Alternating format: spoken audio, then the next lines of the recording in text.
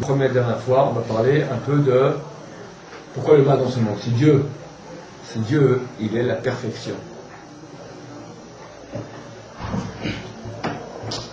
Et c'est la perfection dans le bien. La perfection dans le mal, ça fait cher.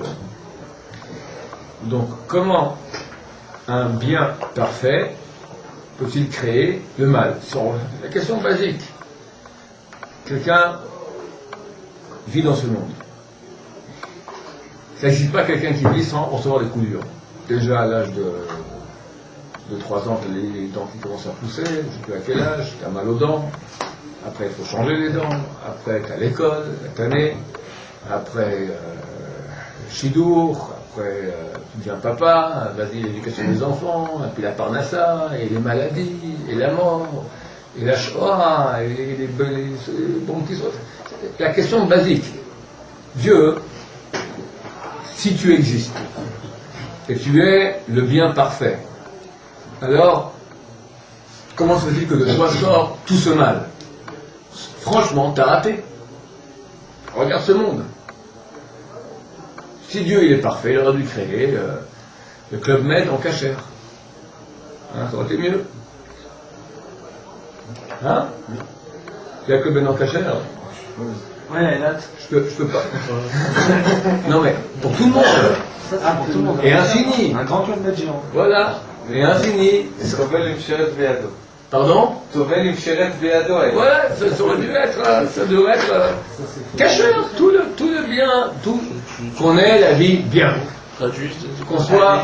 Se tromper dans la vie bien avec un morceau de cochon, on peut pas dire. Que ça soit cacheur, que tout soit cacheur, que tout soit bien et qu'on soit heureux. Pourquoi il y a tellement de. Le monde il est dur, il est très difficile. Quand on est jeune, alors on voit tout en rose. Quand on a commencé un peu à prendre de l'âge adulte, on va commencer à avoir beaucoup de noir dans le rose, tout en noir. Et quand on grandit plus, on voit des mots tout en rose. Il faut arriver à comprendre. Quand on va comprendre le pourquoi du mal, alors c'est certain que c'est à très grand degré. D'ailleurs, c'est un peu un des secrets de la fête de Purim que nous allons fêter dans une semaine et un peu plus. On est censé boire. On est censé, attention messieurs, on est censé boire, pas qu'il faut boire. C'est bizarre. Hein? C'est bizarre. C'est mitzvah de boire, modérément.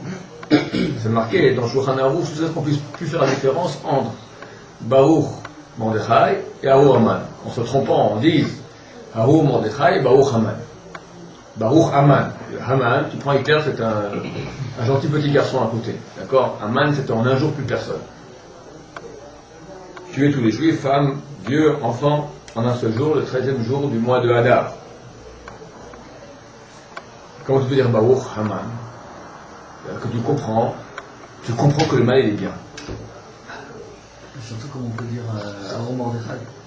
Ouais, aussi. Non, ça c'est simple. Aujourd'hui on le voit beaucoup. Aruch Mordechai. Que des gens On le voit de disent, partout. que les gens disent ça. Qu'un religieux c'est un fou, quoi. Ce soir. Que c'est un. Que des religieux c'est un fou et tout ça. Non mais que nous maintenant en tant qu'un bardat, on est censé, en buvant, on est censé monter à un degré tellement haut de proximité de Dieu qu'on commence à comprendre qu'en fait tout est bien. Entre béni et entre maudit, mal, bien, tout est bien. Donc Ao, que tu dises Ao, Boni, que tu dises béni, tout est bien. C'est ça ta question en fait. En parenthèse, au niveau de boire, d'accord? Il y a deux chitotes. Il y a une qui dit qu'il faut vraiment boire à ce point-là, être complètement KO et jusqu'à ce que vraiment par erreur tu dises. C'est très grave de dire Baruch Haman vraiment. Parce que tu bénis le mal. Il ne faut pas bénir le mal, ça fait chaleur. Mais si tu arrives à un niveau d'ivresse tellement grand, et tu le dis sans faire exprès, donc tu ne l'as pas béni, ça s'est fait comme ça, alors c'est ça, il y a certains tikkun, d'après Kabbalah, à faire là-dedans. Parce que dans le mal aussi, tu as un peu de bien. C'est quoi le bien? C'est la vie. Dans le mal aussi, tu as un peu de vie. Sinon, s'il n'y a pas de vie dans le mal ne serait pas. Une chose pour être, elle doit exister. Exister, c'est celui qui a une source de vie. Quand tu dis Baruch Haman, tu retires cette vie du mal. Mais d'après ce qu'on dit que tout mal qui arrive en Israël, comme on dit, c'est pas le serpent qui tue, c'est la Avera qui tue. Le mal qui arrive à Israël, c'est à cause de leur péché à eux-mêmes. Alors, Aman, c'est un envoyé de la Kosh Baruch pour être métaquet, ce qu'Israël en fait, comme faute. Alors, quand on dit Aman. Ok, mais la question reviendra à dire maintenant, pourquoi est-ce que Dieu crée la possibilité de pécher? On va prendre les choses à la base. À la base, Dieu, il met l'homme dans le paradis, il dit voilà, tu manges tout ce que tu veux, mais ça, tu ne manges pas. Vient le serpent, il va tenter Adam de manger du fruit interdit. Moi, parce que Dieu, j'aurais fait les choses autrement. J'aurais, écoute, voilà, je vais au paradis, et tu t'éclates, fais ce que tu veux, tout est permis. Mais dans ces cas-là, ça vient poser deux questions. C'est-à-dire pourquoi Dieu il a créé le monde, dans quel but? Et si c'est dans le but que l'homme se parfaire, que l'homme puisse se parfaire, sans existence de mal, il n'y a pas de possibilité de faire de bien, donc il n'y a pas de mérite. Pourquoi pas? Pourquoi Si pas? le Sans mérite, mais tu peux faire du bien. Bah, s'il fait que le bien, quel est le mérite? Sans mérite. Je suis un ange. Alors pourquoi Dieu a créé le monde? Hein? Pourquoi Dieu a créé le monde si c'est pour que les hommes puissent se parfaire? Si, donc, Mais parfait signifie qu'il y a déjà du mal. Pourquoi Dieu, il est parfait, il est bien. Maintenant, il est de la nature du bien, de faire le bien. Alors il crée des créatures, ok, il donne du bien. Mais intrinsèquement à sa justice qui est parfaite. Pardon? Par exemple, par rapport à sa justice qui est parfaite, si la perfection de sa justice, elle estime que finalement, pour que le monde soit parfait, il faut qu'il y ait une possibilité de faire le mal. Donc à partir de ce moment-là, il est obligé de créer un monde où le mal existe. Sinon, il n'y a pas de possibilité. Sinon, c'est pas de la perfection, puisque... Il n'y aura pas de mérite. Il n'y a pas de mérite à quelqu'un qui... On peut pas comparer un gars qui a vécu toute sa vie à des braques, à quelqu'un qui a grandi à Ibiza et qui termine à des braques. Mais Dieu ne peut pas me donner maintenant des cadeaux sans mérite. Écoute, voilà, Dieu va t'intervenir, tu seras un grand sadique, tu vas venir à la Shiva, tu vas étudier, tu vas t'étrangler en étudiant, et tu recevras une grosse sucette, un grand cadeau. Je peux le dire comme ça, je peux dire autrement, écoute, c'est sympa. Tiens, tu te reçois maintenant la grosse sucette, c'est gratuit. Qu'est-ce que tu préfères? Entre nous. La sucette au début. Voilà. C'est normal. Pourquoi est-ce qu'il faut bosser pour avoir droit à... Dieu peut donner une grande sucette. Qui me la donne? Mais le fait que maintenant ils disent que la vie vient la grande sucette, Ouais. c'est parce qu'il sait que la grande sucette a une valeur. Et si on la donne plus, elle a plus de valeur. Si, c'est-à-dire que Non, Dieu peut créer tous les jours une sucette plus grande. Dieu, il est infini. Olamaba, laisse tomber. On va aller au Olamaba. On va kiffer énormément. Paraît-il. Maintenant, on va s'habituer. Figure-toi que chaque jour, on aura un kiff plus grand que le jour d'avant. Pas Olamaba. Et moi, comme ma chère, déjà, c'est marqué. Samrenu kimot ainitan. Réjouis-nous comme les jours où tu nous as persécutés. Le même nombre de jours que tu nous as persécutés, il faut que tu nous réjouisses. Alors là, c'est très mal barré, parce que l'époque messianique, elle doit être avant l'an 6000. On est déjà en 5765, donc il reste maintenant 235 ans. On a souffert au moins 3000 ans. Alors, comment il va faire ça, Dieu? Alors on dit, chaque jour sera plus intense dans le bien, 24 fois plus fort que le jour d'avant. Au bout d'une semaine, tu es des milliers de fois déjà plus grand, d'accord? Donc Dieu, vu qu'il est infini, c'est vers l'infini, il peut nous donner un kiff toujours plus grand. Tu recommences avec une sucette immense. Tout ça, c'est dans la Torah. C'est-à-dire tout le kiff et... Le kiff, voilà la Torah. Torah. Non, laisse tomber, je te vois le kiff. C'est quoi un kiff pour vous? C'est pas ce que tu kiffes, on te donnera. On te dira, qu'est-ce que tu veux? Tu dis, moi je veux aller faire du... Je sais pas quoi, voilà. Une Porsche, voilà. La Torah, la Porsche du bon Dieu. Et le lendemain, tu n'auras pas la Porsche du bon Dieu. Elle est sortie. T'as la Porsche que Monsieur Porsche a rêvé dans ses rêves les plus fous que le bon Dieu pourrait avoir. C'est encore la plus grande. Et puis chaque jour, tu auras une Porsche encore plus grande. Dieu n'a aucun problème de donner le kiff. Kiff, d'accord? Moi, je pose la question, pourquoi je dois souffrir? Je dis, faut que tu mérites,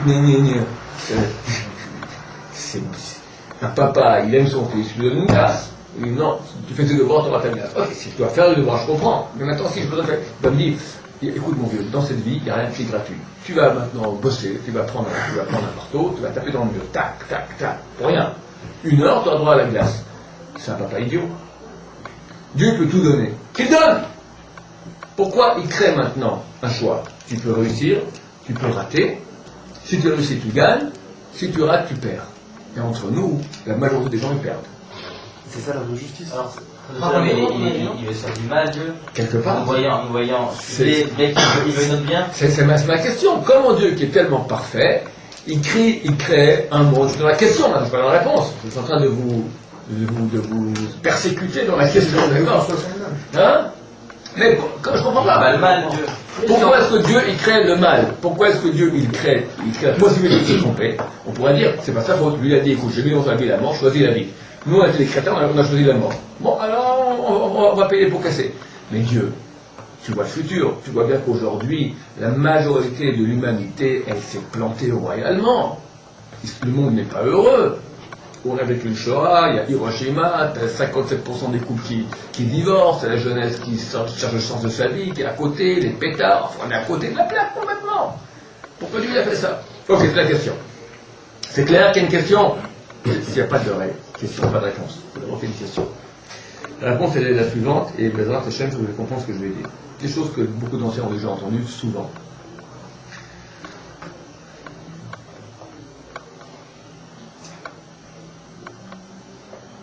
Je vais créer un robot. Ce robot devient extrêmement actif. Il va au Club Med, il fait du parachutage ascensionnel, il fait du ski en neige vierge à 4000 mètres d'altitude, il fait tous les kiffs les plus grands du monde, il roule en Porsche. Ce robot. Ce robot, il a été programmé par moi. Il ne peut rien faire tout seul. Il fait que le programme. Il kiffe ce robot? Si je programme Comment tu programmes? Est-ce qu'il a des émotions? Ok, ouais, très bien. On peut faire ça. On lui fait qu'il ait un kiff. Ah, il kiffe. Maintenant, est-ce qu'il est? Est-ce qu'il pense? Je mets une conscience. Hein? Je mets une conscience. Conscience, exactement. Est-ce qu'il peut maintenant créer un robot qui a une conscience? C'est quoi la conscience? La conscience, elle va de pair avec une notion autre qui est très proche, qui est libre arbitre. Si le robot ne peut pas décider, moi maintenant je veux faire ça, il a un choix. Tu peux faire ça ou ça. Et c'est lui qui décide. S'il n'y a pas ça, le robot, il n'est qu'un robot. Un robot, c'est-à-dire, il fait ce que moi j'ai programmé. Lui n'a pas d'être intrinsèque à lui-même. J'ai un robot, j'ai programmé, puis un beau robot, il se vient le matin, il m'a réveillé, eh oh, Shaya, tu m'as mis programme aujourd'hui, parachute, mais je veux pas parachute. Moi je veux aller au bord de la mer. Alors je fais ce que je veux. Mais je ne comprends pas, je te programme autrement. Il dit, je fais ce que je veux. Si le robot il fait ça, c'est plus un robot. C'est un être à part entière. La différence entre un robot et un être qui est un être propre à lui, c'est qu'il fait ce qu'il veut lui, et pas ce que je veux moi. Quand je l'ai programmé, il fait ce que je veux moi. Quand il fait ce qu'il veut lui, alors il est libre de faire le contraire de ce que je veux moi. Il est. Ça s'appelle aussi conscience. Conscience, c'est... Bravo. La conscience, c'est... Je pense que je pense. Je pense que je pense. Et je décide. Non, pas d'écart, ça ressemble. Je pense, je décide. Ça se ressemble. La conscience, c'est Descartes parle de la conscience de soi. Je pense, moi je peux faire mes yeux et penser que je pense. Ce qu'aucun autre animal peut faire. Comment c'est qu'un animal ne peut pas faire ça? On fait une expérience, on a pris une souris. Et on a pu découvrir dans son cerveau quelle est la partie du plaisir qui jouit. On a mis là-bas une électrode, et elle a compris que quand elle levait la tête, elle jouissait, elle avait du plaisir. Alors on la met à côté un peu d'eau à boire, qui est un bon morceau de fromage gruyère suisse, et elle rentre dans la cage, et tac, elle voit l'électrode, tac, elle commence tac, tac, tac, tac, tac, elle jouit, tac, tac, tac, elle est morte. Elle est morte, de faim et de soif. Elle n'a pas de conscience. L'homme qui a de la conscience, c'est quelqu'un qui a une conscience, donc... On trouve pas la même chose? Hein? On trouve pas la même chose? Non, parce qu'au bout d'un moment, la conscience vous dit que tu vas plus exister. Ah là, tu vas plus exister. Il est fatigué. Il va Je vais s'arrêter. mourir de plaisir, Non, non, mange du gruyère, arrête une seconde, tu vas continuer encore 1000 fois plus. Tu vas arrêter avoir de plaisir en mourant. Continue. Il n'a pas la conscience de soi.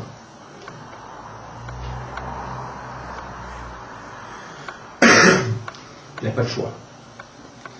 Parce que c'est ça l'animal. L'animal, il est programmé à faire les pulsions.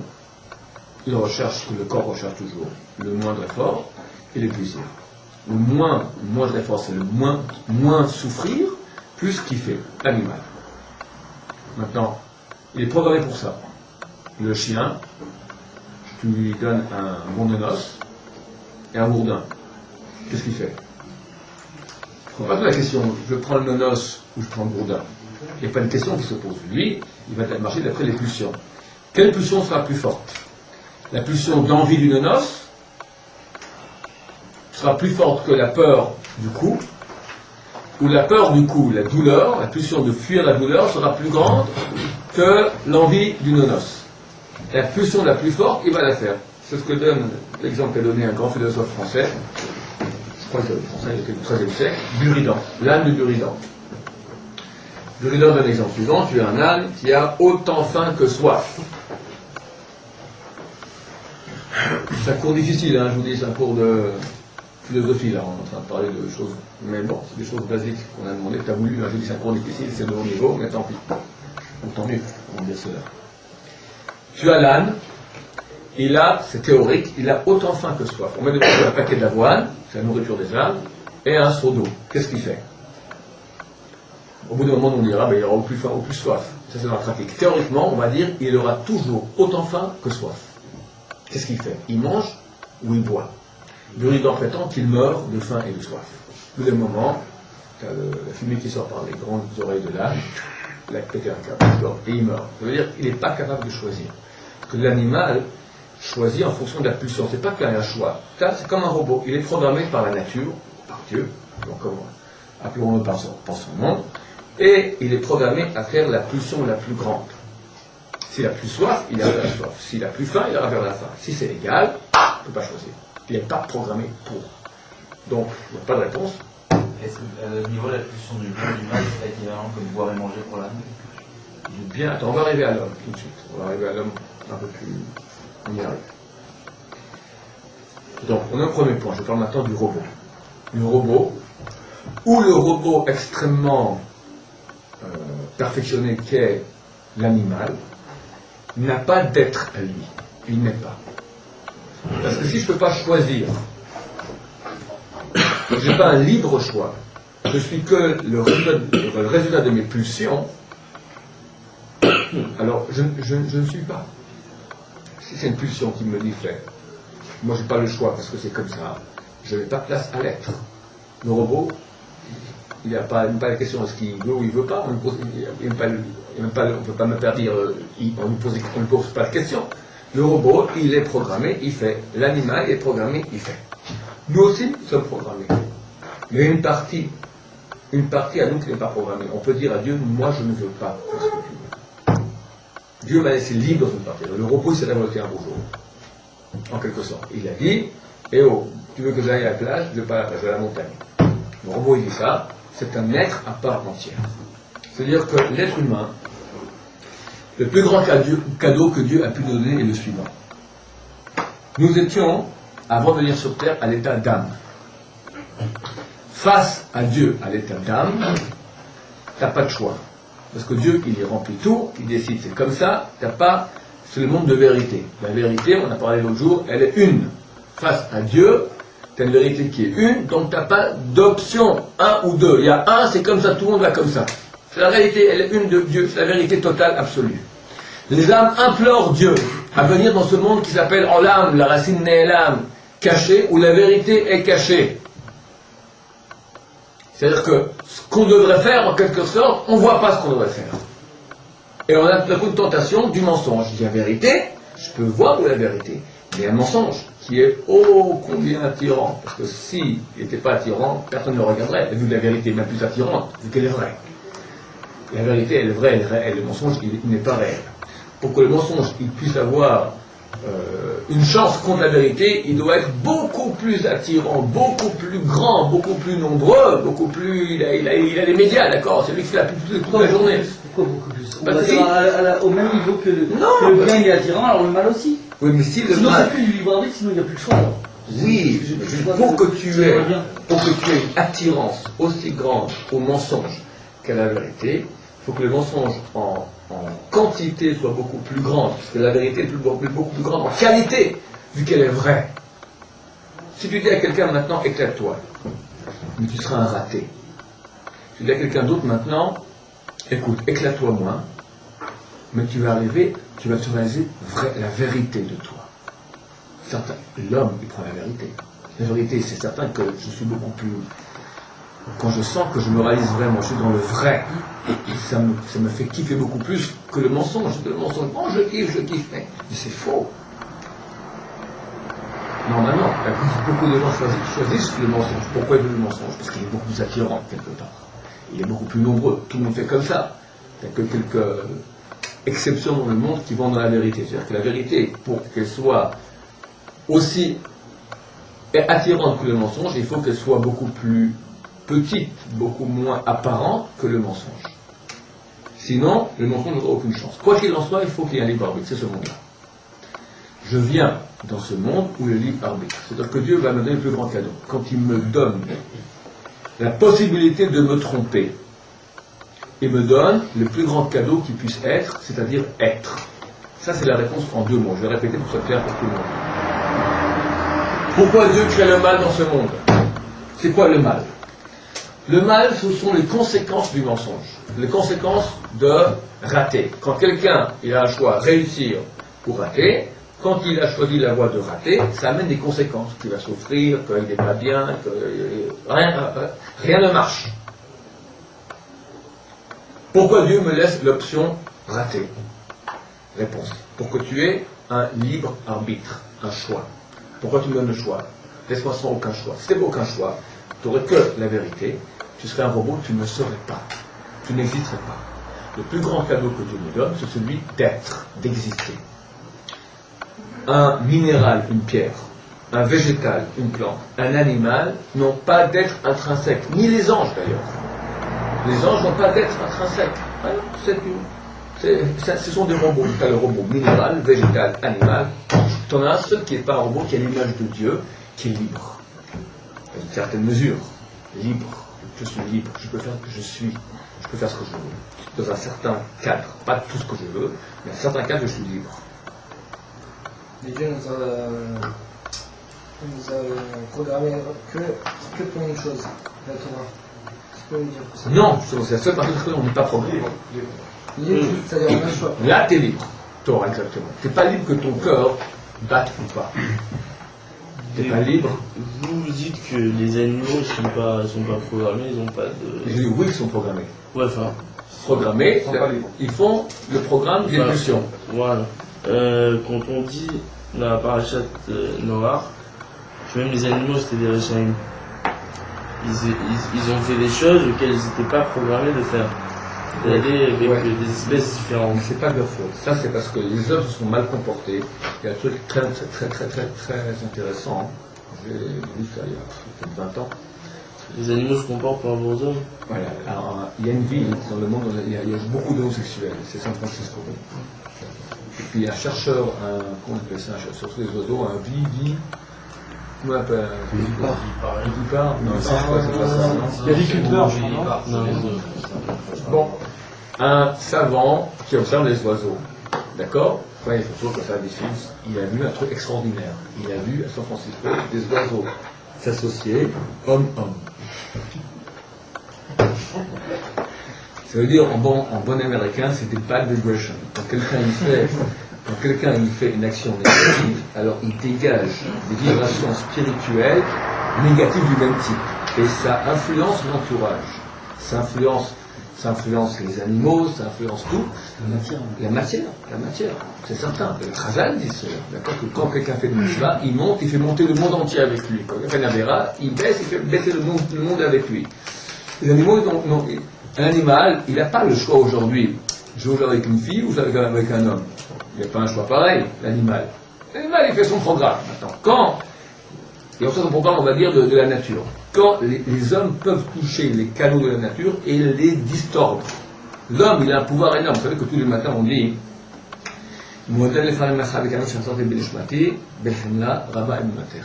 Rabba Motecha, grande est ta Emouna. Grande est ta confiance. La Emouna, c'est la foi. Grande est ta foi. C'est tordu le type qui a écrit ça, il a un peu trop le matin. Non, il nous la rend avec beaucoup de foi, avec une grande foi. Lui, il a foi en moi j'ai la foi en lui. Grande la terre. Qui doit avoir la Emouna, Dieu ou moi? Il m'a fait une promesse qui l'enlève pas. Hein? Il m'a fait une promesse qui me donne une Manachama pour me laisser une chance encore de me rattraper. Ça, c'est les Français qui ont traduit. Grande est ta fidélité. Tu es fidèle que tu me rends tous les matins. Mais c'est pas en hébreu, là-bas, Emouna terre.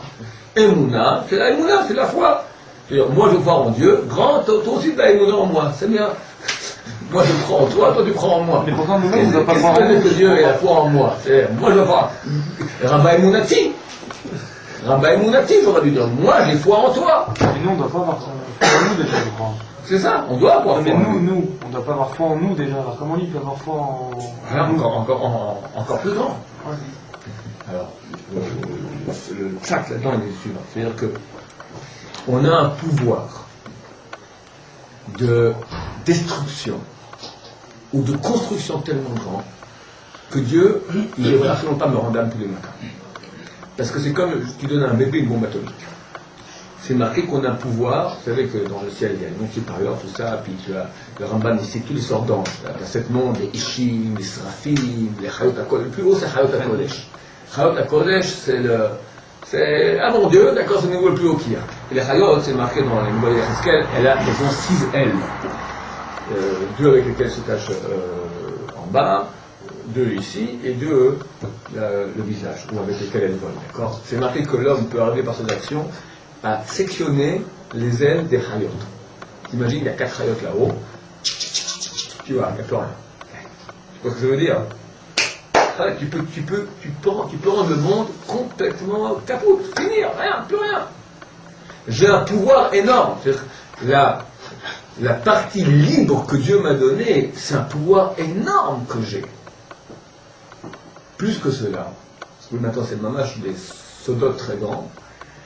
C'est marqué dans Bava Batra, page 75b. Rabbi Yochanan, à la fin des temps, on va appeler les tzadikim au nom pluriel de Dieu. Les tzadikim, et c'est qui les tzadikim? Mais Amer Kulam tzadikim. Nous sommes tous les tzadikim. À Israël, à la fin, sont tous les tzadikim. Tout le monde aura fait tchouva, tout le monde va faire tout, à son comme ça, tous. Alors on sera des dieux. On va t'appeler Yudke Vavke. Salut, Shakai. Et toi, Elohim? Ah, Yudke Vavke. C'est complètement fou, quoi. Il y a Dieu, il y a un. Elohim, Shakai, Yudke Vavke. Quel? C'est Dieu, c'est pas moi. Dieu nous a donné une liberté de choix tellement grande qu'on peut arriver à être des dieux. C'est-à-dire une partie de Dieu. Une partie de Dieu. Ça dépasse l'entendement. On a un pouvoir de construction comme des dieux énormes. Et la Torah dit, Veitem Elohim, Yodé Tova. Et Dieu a eu peur. Pourquoi Dieu a mis dehors l'homme du paradis? Parce qu'il avait peur qu'il commence à faire un balagan là-haut qui touche dans le sein des saints de la divinité. Il avait un pouvoir énorme. Donc on a mis, voilà. Tu peux, t'as encore, mais on te laisse quand même un peu de niveau.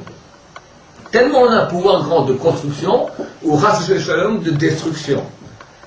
Nous sommes les seuls à avoir ce pouvoir. Ni le végétal, ni l'animal, ni le minéral, ni même les anges. Le seul, c'est Am Israël. L'homme aussi, le goy, il a, mais moins. Le juif, il a un pouvoir énorme. Qu'est-ce qu'on a à construire, puisque Dieu est parfait? On ne peut pas jamais de la perfection. Alors, je veux dire une chose qui est profonde. Dieu a créé une situation, il aurait pu ne pas la créer, il a voulu la créer. Ou en quelque sorte, la divinité n'est pas en quelque sorte, la divinité n'est pas parfaite tant que j'ai pas mis moi la brique.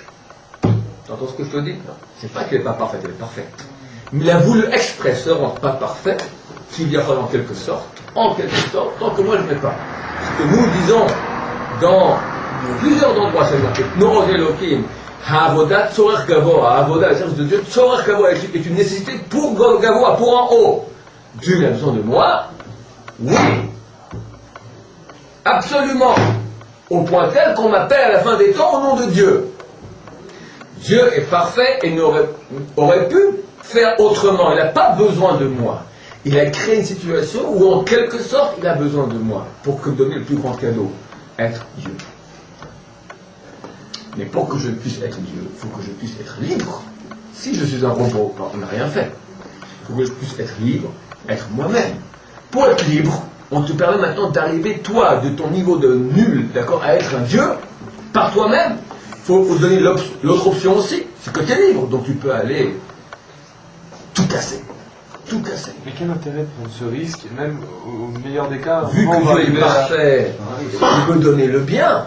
Ouais, mais quel intérêt? C'est-à-dire, même si on arrive au niveau de Dieu, à la limite, c'est quoi Au niveau de Dieu, Dieu est la perfection du bien, et la nature de la perfection du bien, de faire le bien.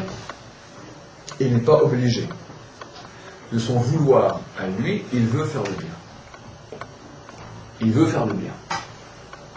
C'est normal? Tu comprends? Pourquoi nous avons mis au niveau, alors nous avons donné une liberté, un choix d'existence, un choix de vie, un libre arbitre? Si nous avez mis au même degré que les anges, à la limite, tout était parfait. Mais c'est rien. Je dis l'ange, il est rien. L'ange, c'est un robot. C'est un robot très perfectionné. Il est ange. Et ça aurait été bien, c'est tout. Mais il n'y aura rien. Tu n'es pas.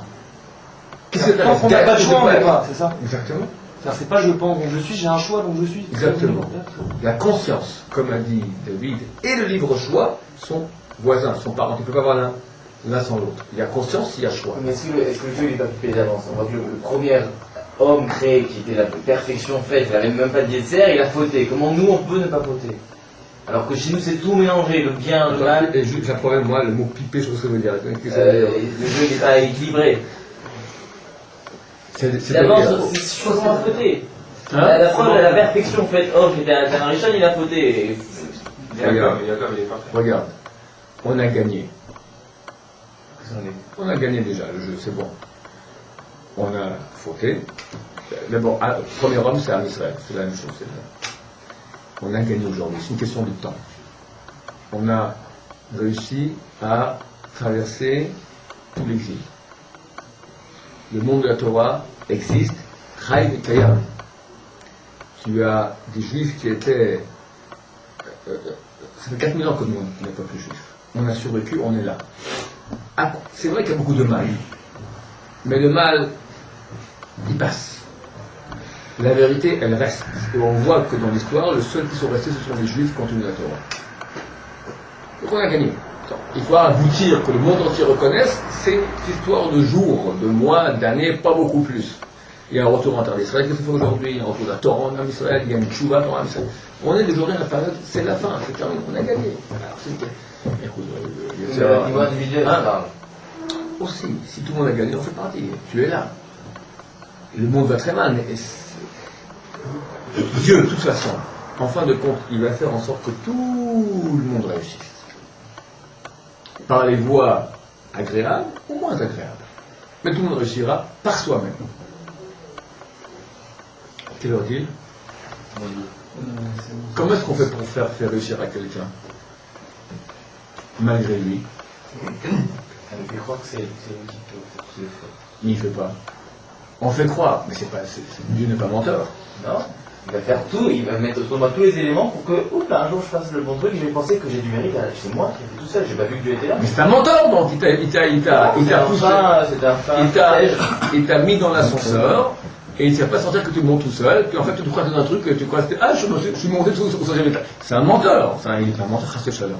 Je comprends pas, puisqu'à la fin il a décidé que tout le monde allait réussir, donc finalement le choix on l'avait pas. C'est la question que je pose. Ah pardon. Je dis, à la fin, Dieu va faire en sorte que tout le monde réussisse par eux-mêmes. Comment Dieu peut m'obliger à réussir par moi-même? Où tu me prends, et c'est pas moi. Et si c'est à moi de décider, peut-être qu'il va jamais réussir. Alors, je pense qu'on peut répondre à cette question d'une autre manière. C'est marqué dans l'Agma il valait mieux que l'homme ne soit pas créé. Maintenant qu'il est créé, il n'est pas chef de Massaf, qu'il fasse chouva. Donc on n'a qu'à dire, voilà, Adam Arishon il a fauté, quelle chance on a, nous on a la chouva. Adam Arishon il a fauté, mais il y a la chouva encore. La chouva elle répare les actions. Ouais, mais lui, on peut dire, voilà, donc il y a un sens alors. On a plus de chance, on a la chouva. Oui, chouva, mais il lui dit pourquoi Dieu il a fait qu'on faute. C'était fichu d'avant, on va bien regarder, il a pris l'homme plus parfait, le plus grand homme, et il s'est trompé. Alors qu'est-ce qu'il nous demande à nous? Nous, les ministres que nous sommes. Alors, mais il y a la chouva, mais tu vois que ça ne marche pas. Combien de balais de chouva? Ici 30 sur 500 000 Français, à côté de la plaque. On t'a pas enlevé la chouva, donc mais Dieu l'a raté. Regarde, prends aujourd'hui le monde. T'as ici Ramoth, T'as un or, t'as Vagan, t'as Bnebrak. À part ça, tout le monde est dans l'arlette. Alors quoi? Bah, Dieu t'a raté, désolé. La réussite, c'est 0,0001 de gens. Et dans ce monde-là, c'est tellement bien. Mais il y en a en France aussi. Ok, combien? Allez. Non, pardon, très peu, très peu. En France, c'est un très grand retour. Mais combien? T'as 1,3 milliard de Chinois. Tu as 8% de mariage du goy. 88 les jeunes en France. 8 sur 58, 8 sur 10. Sur 10. Ah oui, alors combien de... Les 8 sur 10. Non, mais 80% des juifs français se marient avec des goy. C'est quand même ça. C'est que des Ashkénazes, ça. Plus des c'est sur même. Un cousin avec une Goya. J'en ai 4 ou 5. Alors, c'est pas. Et qui ici n'a pas un cousin avec une Goya? C'est tous les soirs à des. Mais aujourd'hui, vous allez en France. L'Ashkenazim, il n'y en a plus. Aujourd'hui, vous J'ai allez un en France. copain Ashkenaz ici, il m'a dit les Ashkenaz français, ils sont ou dans la tombe ou en Israël. En France, il n'y en a pas. Ashkenaz français, c'est une bandée. S'il y en a, mais c'est vraiment. Il y a encore une synagogue où le désir Il est en Israël avec la Franchement, en France, il y a. Ok, la réponse pour David, rapidement. Ça, c'est la souffrance, tout simplement. Qu'est-ce que la souffrance? C'est quand Dieu veut me faire monter, c'est lui qui me fait monter, mais il veut que j'ai une participation active. Comment je peux t'obliger à monter? Je veux que toi, tu montes. Alors, je te fais monter, mais c'est toi qui feras tout l'effort de monter. Comme le Kohen Gadol, quand il met le sacrifice, c'est le même principe. Il mettait quand même le feu, mais il y a un feu du ciel qui descendait. Il mettait quand même le feu, histoire de dire, j'ai quand même fait le... Oui, mais plus que cela. C'est pas un jeu. C'est toi, je t'oblige, je te fais monter. Que tu veuilles ou pas, tu montes. Mais il faut que ce soit par toi. Comment on me fait monter de force?